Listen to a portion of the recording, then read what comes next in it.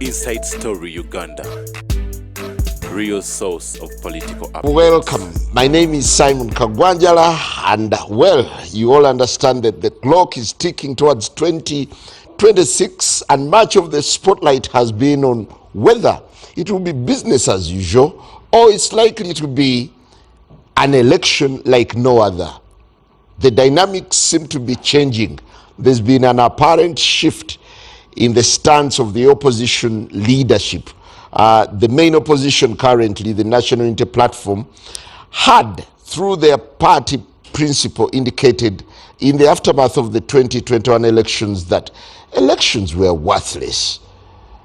Having gone through that very turbulent election, that very contested election, the president of the National Unity Platform, Robert Kyagulanyi, came out and said it would be foolhardy to woo voters into the 2026 election. Now, he made a U-turn. He said he's going into 2026 election on a protest vote. It's one of the things that we want to interrogate tonight. Will the protest vote change or influence the trajectory of elections in the country come 2026? And how will it be like? That and more of such questions will be posed during the show. Honorable Ibrahim Ssemujju Nganda, he's a panelist, he's a frontliner. Thank you for joining us and a very good evening. You're welcome, Simon. Good evening to you. Honorable Lydia Wanyoto, Chairperson, National Women's League. Thank you for joining us and a very good evening. Thank you for hosting me and for the invitation. Good evening to our listeners and the viewers, and I'm happy to be back to the front line. Well, the celebrated frontliner. Lately you've been punching below the belt. Good to have you. Thank you, Mr. Hunger. No, Njala. Njala is hunger. Okay, good. Well, we're also joined by the Deputy President of the National Unity Platform, Honorable Muwanga Kivumbi, Member of Parliament, Butambala County. Good to have you and a very good evening. Good to be here and to our viewers. Plus, the man with his own diction, Honorable Fred Mukasa Mbide, joins us, but he will be greeting us in a few. I'll start with you, Honorable Muwanga Kivumbi. What is this protest vote that you're peddling as National Unity Platform? It is what it is. What is a protest vote? We all know that we don't have a level playing political field. For the last 4 years, the NRM government, led by General Yoweri Kaguta Museveni, deliberately has worked so hard to ensure that political parties do not deepen and strengthen their reach in the countryside. It has been very hard for any political formation in Uganda opposed to government to reach the grassroots. The last 4 years we've witnessed massive arrests, massive imprisonment. Every political player of some sort is on a court bail or is on a court bond. And I don't think there's anyone here who is not. Sometimes the system even forgets that someone is on a bond and they just let you be. So I don't know how Honorable Ssemujju is. I think he's on a police bond. One more, no. Uganda Road. You have one more court. Yes, So one was dismissed by court. yes, We have another one pending. yes. Every key player in this country of some sort, even every journalist, is either nursing an injury or a broken body part or a warning. Every media house is grossly intimidated. So all organs of the state, especially the coercive organs of the state, have taken a political stance and they've chosen to take sides. Therefore, that sets the tone of the election. So you are not going to behave normally in an abnormal situation. if you do so, those who know English very well say you are abnormal yourself. If you behave normally in an abnormal situation, you are abnormal yourself. So it's on that background, and then you have a choice. If the ground is so uneven, why would you participate in an election to legitimize a regime? And others will say, give up, surrender, be indifferent, be cynical. But that's what the regime wants. So for us, every election is an opportunity to extend the frontier, to make one more case that you are not having a democracy, is that you are living in a dictatorship. Yes, you can make it inevitable and overwhelm a system. And it is possible, because I don't think NRM government today enjoys the popular support in the country. If they did, they wouldn't be using coercion. They wouldn't be deploying the military. So for me, that behavior is a victory on our side and an admission on the part of NRM that psychologically they are convinced. They are no longer enjoying the love of the people. They are no longer loved. They know they are hated, and they should have gone yesterday. But if okay, do you want to suggest it was not strategic of your principal to announce in 2021 that it's worthless to participate into another I need to get to the quote you are quoting. You need to put him there, and I see the quote you are. Those are your words. He did. No. You have the history. You put the statement there. I will. Yeah, you will. So, but of course, a wise man changes in any case. You are dealing with you are in a struggle against the dictatorship. There are no fixed solutions or answers to any situation. You must be able to change as the situation changes. So even if he said so, remember he had come out of a bitter election. You know what that election meant? He's a human being. He could have felt, oh, wait a minute, is this worthwhile? He has a family, he has children to go to. He had been through a hard situation. So in the heat of the moment, he could have made a statement of that kind of, if it is true. But on a reflection, he also leads a political party. It's not about his own ideas alone that you one day stand up and say, you know, I'm boycotting. He's also as now as the leading political party to be the vanguard party for change in Uganda. So is this an official position of the party? So what I'm saying, he may even have feelings of his own, but at the end of the day, he is shouldering a responsibility not only for the National Unity Platform. Today, NUP is the leading official position in Uganda. So he doesn't take a personal position. It's not about his feeling. The whole party organ can take a contrary position, and as the party president is obliged to play ball. Thank you very much. Do you get tremors when Kyagulanyi announces that this time it's a vote by protest? No. NRM doesn't have the history of being panicky. We are steady. We are firm. It's okay for Muwanga Kivumbi and his group to do hyperbole. That's okay. But remember our recent history. The previous leading opposition party, what did they say? Since 2006, 2011, 2015, defiance, civil disobedience. Where did you take them? If they choose to take that route and even exceed what FDC did, we shall meet in the courtroom of public opinion. Yeah, but remember, this is a party that gave you a run for your money in 2021 elections. Are you saying FDC didn't give us a run for our money? At the time, FDC also gave us a run for our money. But what was the net result at the end of it? 3, the Basoga. We have a saying, Amatoke Masu, that hot bananas, especially if it is katogo, you handle it with the fresh banana leaves.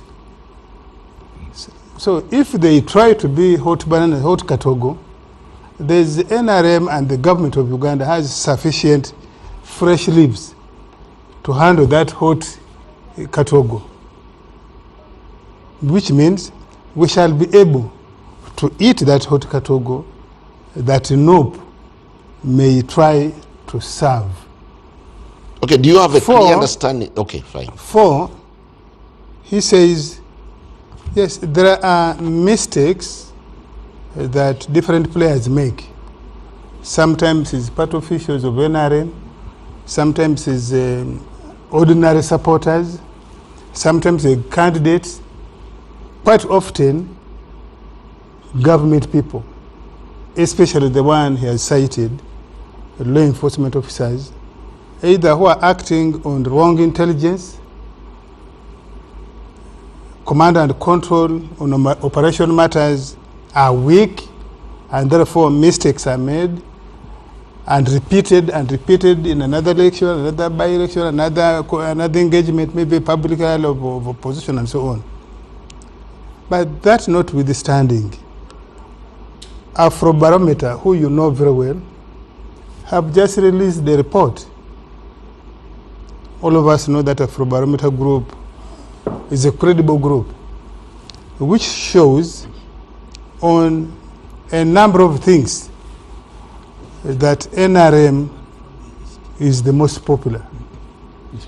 Let alone the fact that we have won elections, we have won by-elections, we have also won public policy positions that majority of Ugandans support our policy positions on a number of things, even when they are controversial. So when Honorable Muwanga Kivumbi says we are not popular, that's his word. We shall not argue with it. But there are studies, including the one I'm quoting first, Afrobarometer. They have just released. Is it the one for Akida? Afrobarometer has just, you made the point. No, Wakida does his research well. Yes, you made your contribution. We listen to you. Don't froth. Don't froth. Listen to me. You will respond later. Now the data Afrobarometer, I just want to give 3 things it has highlighted. One, that 70% of Ugandans say they believe in the current political trend and democracy. You can go and read that report by yourself. 2, they say NRM is the most popular party among the political parties in the country. 3, they are saying the popularity of President Museveni, who has been in power for 39 years now, if elections were held yesterday, according to that poll, he would take 56%. 4, it says the least trusted groups or entities in the country is opposition political groups. This report is available. Yes, this report is. This report is. This report. I've not seen it at least.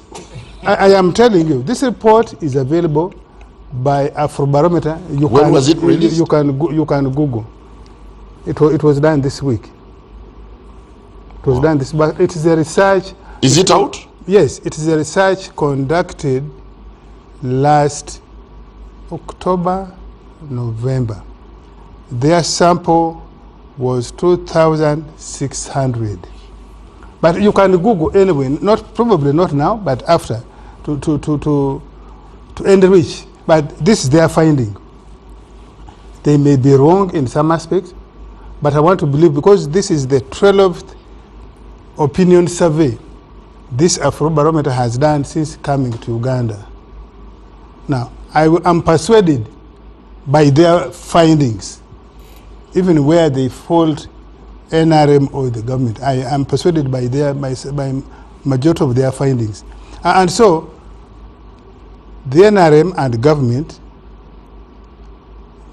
is open to discussions on areas of concern. Okay, you are aware there is a looming shutdown now that. No, but I've told you, historically, we have never had an election in the last 25 years since the 20 years of multi-party politics, or even before that, that we have never had a showdown or people threatening.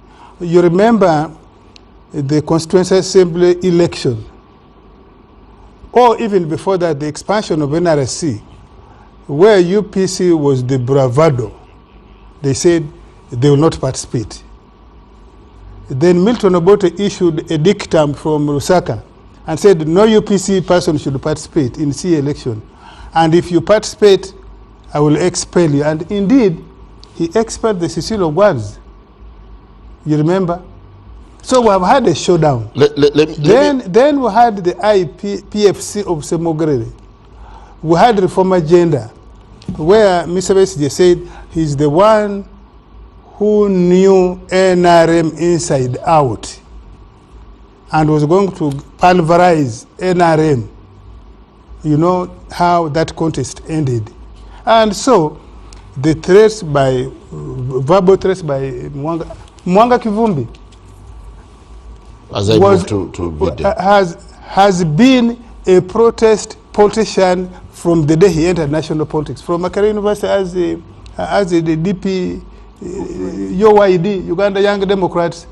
You remember he was the one, he was among those leading popular resistance against. I'll certainly come back to you. Popular resistance against third term. You remember?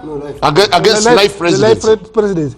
Ask him how that contest between him or his group and us ended. So we are used to Muwanga Kivumbi. We shall handle him. Well, Honorable Mbide, thank you for joining us. OO seems to look at this as mere empty rhetoric on a different day. Do you feel aroused by the mere slogan or the mantra of vote by protest?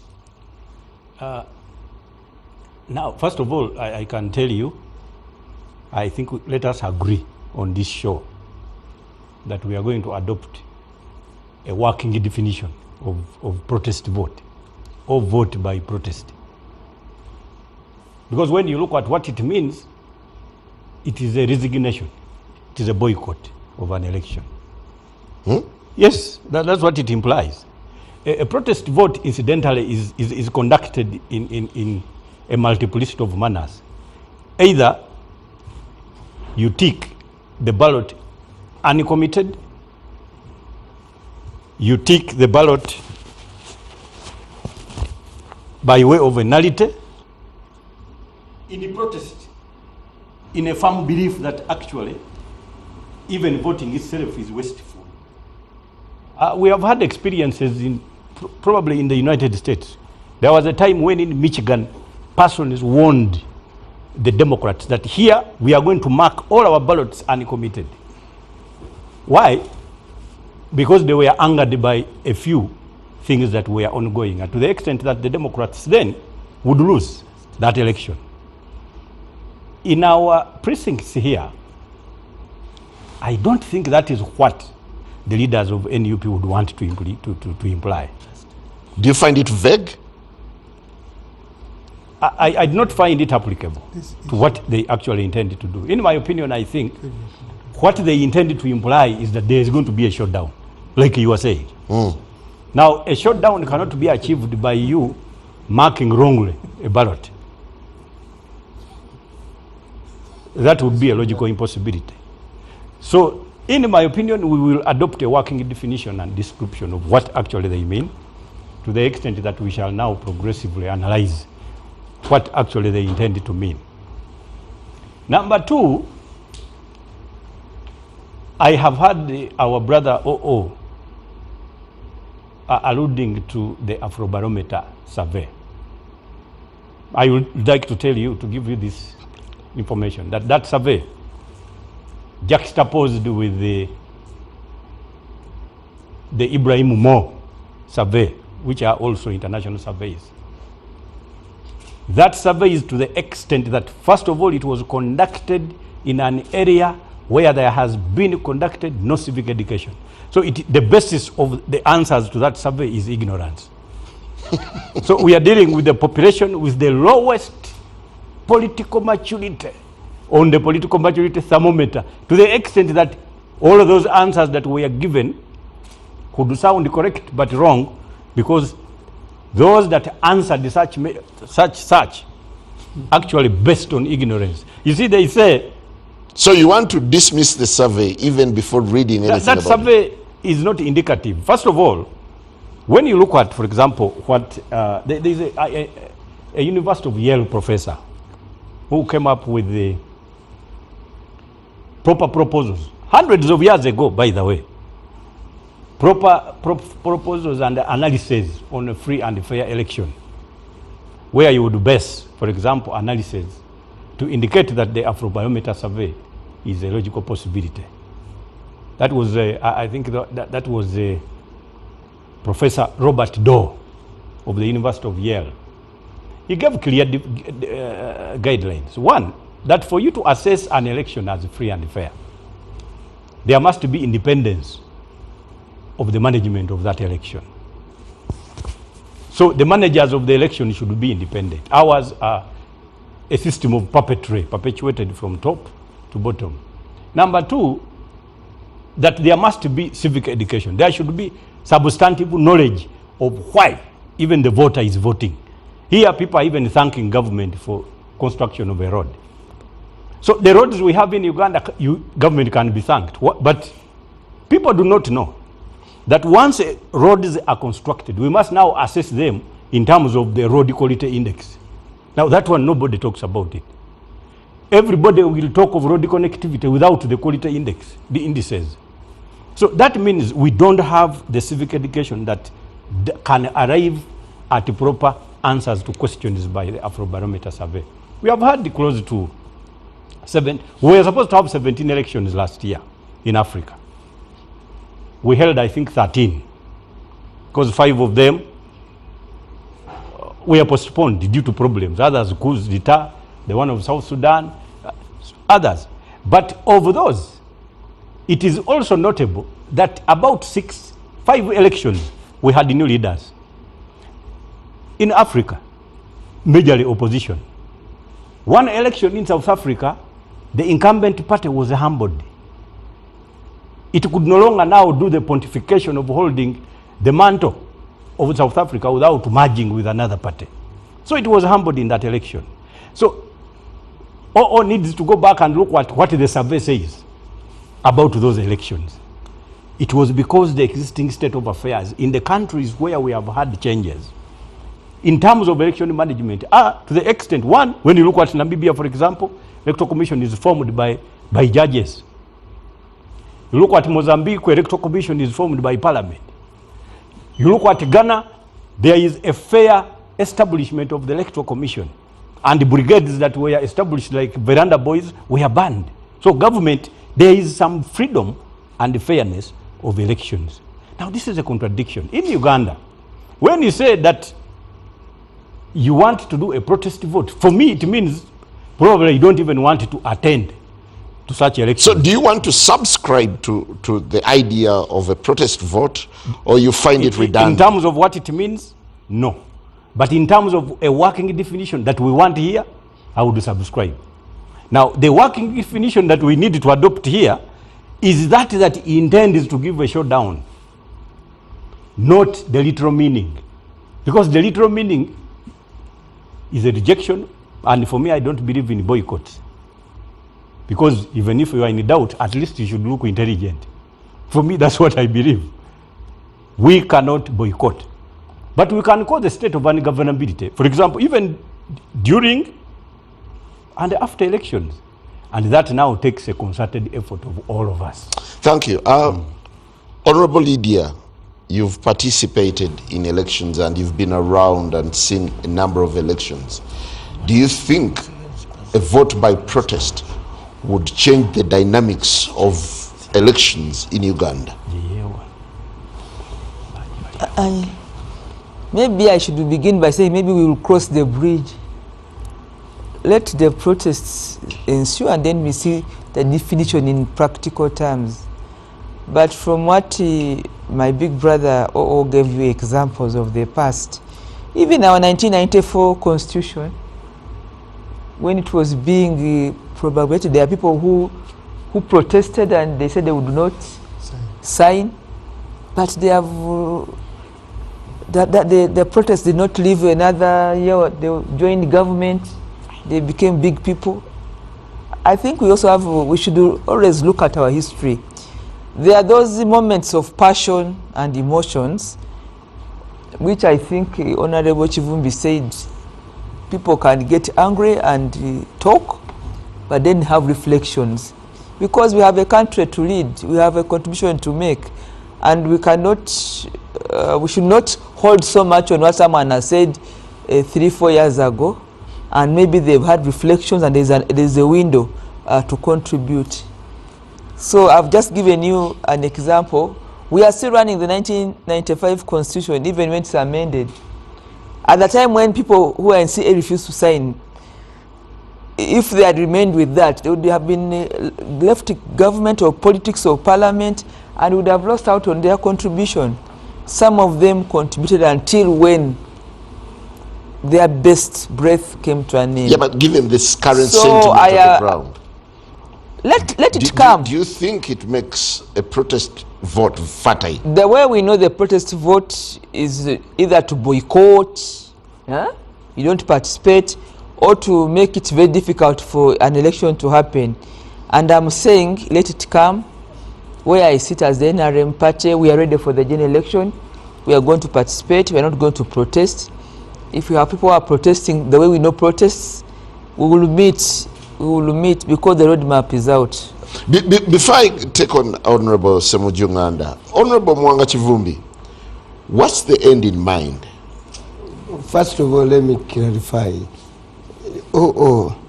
In a world where the army goes out and beats voters in the way it did, don't also trust that intelligence can manipulate these surveys. And you study the history of those who have been conducting surveys, where they've ended up. Deep state. So don't trust those surveys. Two, there is a sea of difference between data findings and data presentation. For example, he's telling you that President Yoweri Museveni will win by 60%. But he's forgetting that the leading candidate, no, wait a minute. Wait a minute. No, don't misrepresent me. Wait a minute. No, you didn't listen. I said 56. That's what the survey says. Yes, that's what I'm quoting you. No, wait, in the last election, listen properly, the leading opposition candidate, who was Bobi Wine of National Unity Platform, got 34. Yes. Now, if president would win by 44, opposition has grown to 44. So, but the one presenting data will not show you that the opposition has grown to 44. He will show you president will win by 56. What about the other way around? So you study the mind of people who present data.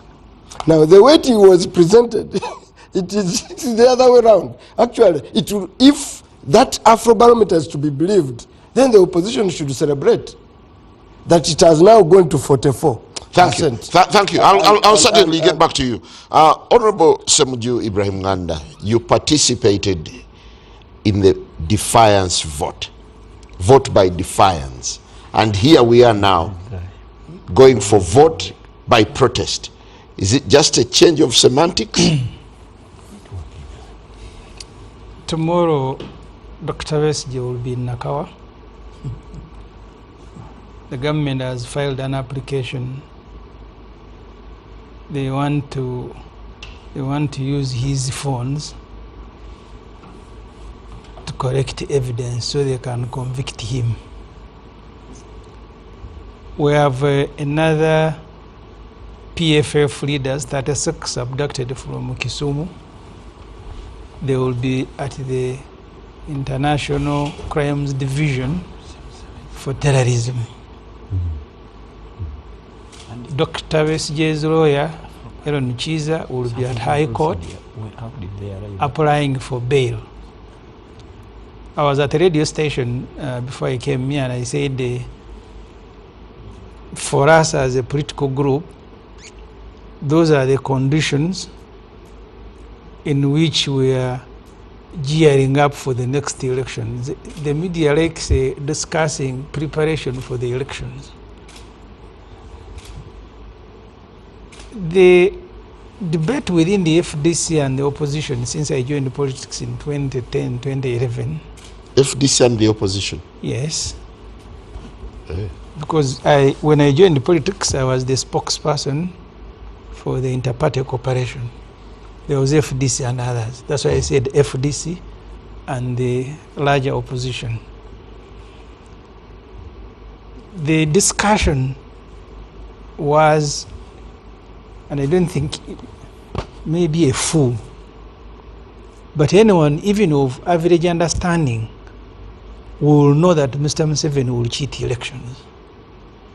I was interviewing Elia Kategaya, the late, and he told me the only election Museveni won that is not organized was of Scripture Union in Intale. That's the only election he won. But the subsequent election, of course, he lost until when he's the one organizing elections. So even a person of average understanding will know that Museveni is preparing to cheat these elections. Ofono Pondo has said the state and the government of Uganda. General Ssemujju used to say, I remember in 2004 I was still at the Observer, and he was known for saying, we must show the state exists. And showing that the state exists, one of doing so was to have Kano Besigye arrested as he was touring the country in preparation for the 2006 elections. So they must show the state exists. And Ofono has spoken about the state and government and told him, Muwanga Kivumbi, wait, we will see.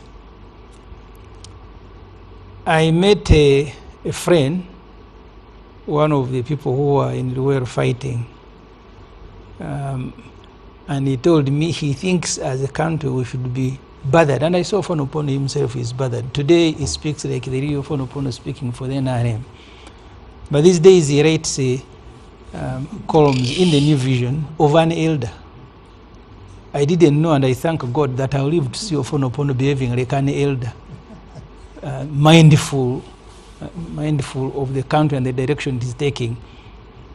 And I was teasing him before we came here that as a result of his article and maybe other things, Mr. Museveni abandoned going to court to nullify Narukola's victory because Ofono Pondo's article was very, very strong. And for me, that's the debate I think we should be having as a country. Not partisan debate where we are defending positions that are not helpful. So the NRM historical told me what is bothering him now is the state working with the chiefs. And he told me in Kawembe, how can government, the state, hire chiefs? Because the chiefs are mugging and brutalizing people on the street. Cameras have been showing them snatching laptops and phones, sometimes even killing. And government in broad daylight is deploying them. When we had our own internal problems with the Nganda group, they loaned the chiefs group working with the Brigadier Damuli, the Director of Crime Intelligence, to Nganda and his group. They nearly killed the FDC chairperson of Busia. Now they were in Kawembe, in broad daylight, kicking ballot boxes. So the trouble, and I go back to the debate that we used to have in FDC, knowing that Mr. Museveni is going to cheat elections, knowing that he's going to unleash violence. Do we participate or we don't participate? The view of Dr. Besigye was sometimes misunderstood, that we should go and participate, but also on our own terms.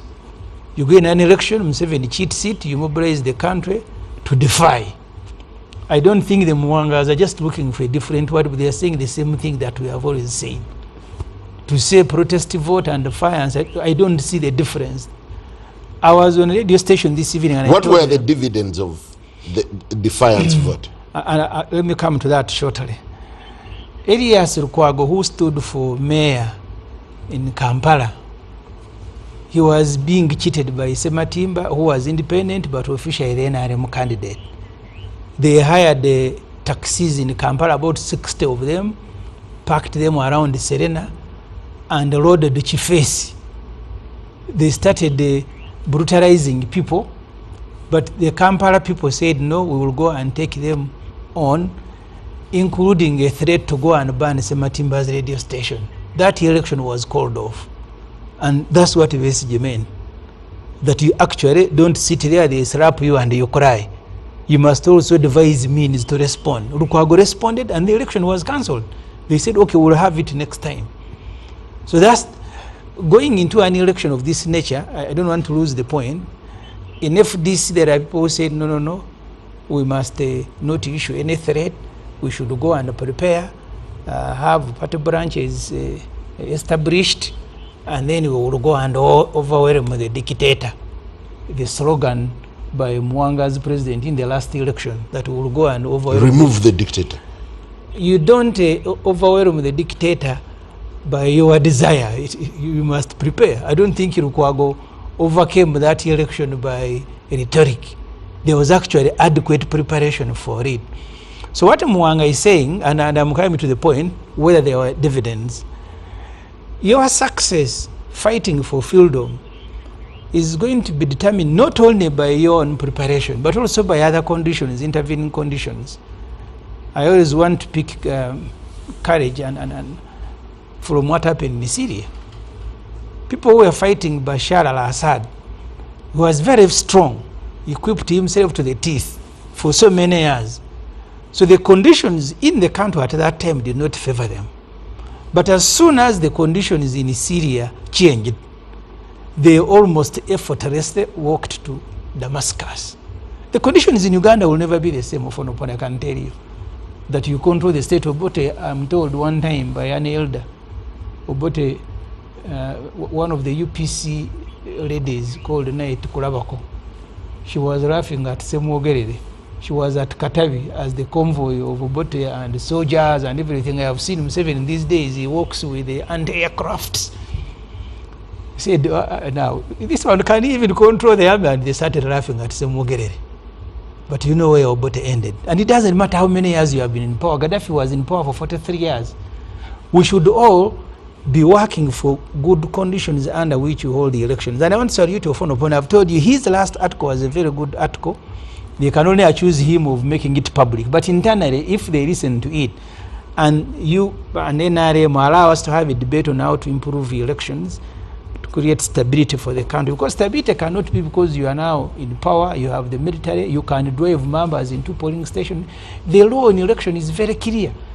Not even a person armed with an AK-47 is allowed to go near a polling station because people must vote in a free atmosphere. In Kawempe, members, the last time I saw members, they were in Guru. But you drive them into a polling station. Not one, but 3 of them at Kawempe Mbogo. And then you are saying, you people, okay, we'll wait for you, Muwanga. As we take a break. So the point I am making, and I want to emphasize that point, is that what Muwanga National Unity Platform are going through, we went through it. And until we have achieved the freedom, everybody will make the same preparation. Do you imagine NUP is picking your template, or they are playing? It is not our template. The condition, I have said, the behavior of human beings is conditioned on circumstances that they face. If you slap me, I am going to be angry. If you slap Muwanga, you will also be angry. Except if he's a fool, that you slap him and he's laughing. So those conditions will determine how people behave. I have told you the first person to succeed here in an election that government was cheating was Lukwago. Why? The people of Kampala knew that their sovereignty was being cheated by Mr. Museveni and his candidate. And they said, one of the things we'll do, we'll walk to Sematimba's radio station and burn it down. And they were walking there. I was at Lukwago's home. They started firing tear gas and the bullets. People continued walking until they said, okay, this election, please postpone it. We cannot continue under the circumstances. So when you drive people into those conditions, their behavior is standard. Okay. Do you feel the electoral tempo of the country is going to rise because of this new mantra now, this new slogan? The population will seize any opportunity to get rid of Museveni. It does not matter whether the person leading is Kyagulanyi, whether it is a traditional leader. People want to change, people want to be free, that you can go in an election and you don't have to worry about Mamba and Jati and Chifesi, because things are getting worse. When I joined Muwanga, because Muwanga was in politics when I was in the media, so when I joined the politics, active politics in 2011, there was even a luxury of allowing us to hold rallies. We went actually around Uganda here holding political rallies with no interference. Today, to hold a rally, you will celebrate. They will find reasons to stop you. The last time I attempted to have a rally in my constituency, they said it is near a railway line. And I said, but I am representing an urban area. I'm not going to have it in a banana plantation. They said, no, you will not have it. So even to have a rally, a successful rally, that's why Narukola nomination is being grabbed from a motorcycle. And his claim is that there are people walking with him. And Museveni's son says, even by walking badly, we shall beat you. Well, the question remains, vote by protest. Is it anything that will bring the morale or the motivation into elections, or how will it in a way influence the trajectory of Uganda's electoral politics?